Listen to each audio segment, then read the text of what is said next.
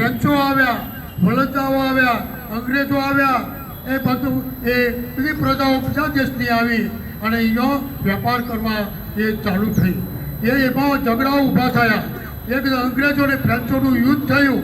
એમાં ફ્રેન્ચો હારી ગયા અને અંગ્રેજો સત્તાધીશ અને શક્તિશાળી બન્યા. ધીમે ધીમે અંગ્રેજોએ આ પોતાની બુદ્ધિ વાપરી અને એમને આપણા રાજાઓની સામે યુદ્ધ કર્યું અને પ્લાસીના યુદ્ધમાં આપણા નવાબને હરાવ્યો, બંગાળાનો નવાબ હાર્યો, એ વખતે બક્સરનો નવાબ હાર્યો અને ધીમે ધીમે 1857નો પર્વ થયો.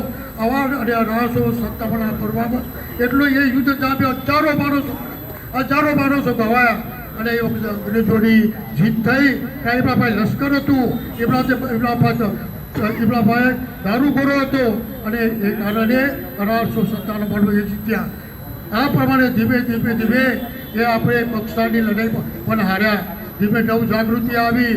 પછી એ વખત લોકમાન્ય તિલક, સ્વામી વિવેકાનંદ એવા એ મહાત્મા ગાંધી કરેગા બનેગે આઝાદી લડતે કૂતરાને આશ્રમમાંથી બહાર નીકળ્યા કે કૂતરા બિલાડાના મોતે પડે પણ આઝાદી લીલા પાછું નહીં આવો.